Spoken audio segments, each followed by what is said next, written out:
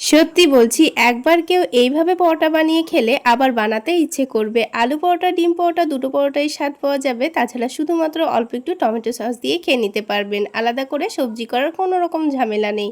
তার জন্য প্রথমেই ময়দার ডোটা মেখে নেব। তো ময়দার মধ্যে অল্প একটু লবণ, চিনি দিয়ে ভালোভাবে মিশিয়ে নিয়ে অল্প অল্প করে পানি দিয়ে ডোটা মেখে নিয়েছি। এবার আলাদা একটা বাটির মধ্যে দুটো সেদ্ধ আলু ম্যাশ করে নিয়ে তার মধ্যে দিয়ে দিতে হবে পেঁয়াজ বেরেস্তা, বিট লবণ, মরিচের গুঁড়ো, অল্প একটু জিরে গুঁড়ো আর দিয়ে দিচ্ছি চাট মশলা আর সবশেষে টমেটো সস দিয়ে ভালো করে মাখিয়ে নিতে হবে। এখন এটাকে সাইডে রেখে দিচ্ছি আর আলাদা একটা বাটির মধ্যে নিয়ে নিচ্ছি গ্রেট করা শসা, গাজর, পেঁয়াজ কুচি, কাঁচামরিচ কুচি, ধনেপাতা কুচি। এই স্যালাডের মধ্যে শুধুমাত্র অল্প একটু বিট লবণ আর চাট মশলা দিয়ে মাখিয়ে নিচ্ছি। এটাকে এখন সাইডে রেখে দেব।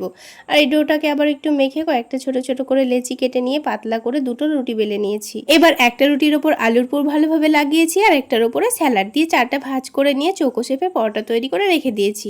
আর আলাদা একটা বাটির মধ্যে দুটো ডিম ভেঙে তার মধ্যে সামান্য লবণ দিয়ে ফেটিয়ে নিয়েছি। তারপর এই ডিমের ব্যাটারে ডুবিয়ে নিতে হবে। তারপর হালকা গরম তেলের মধ্যে নাস্তাটা দিয়ে উল্টে পাল্টে ক্রিস্পি করে ভেজে নিতে হবে। বিশ্বাস করুন, খেতে এত টেস্টি হয়েছিল মনে হচ্ছে আবার বানিয়ে খাই। শুধুমাত্র সবজি ছাড়া টমেটো সস দিয়ে খাওয়া হয়ে যাবে।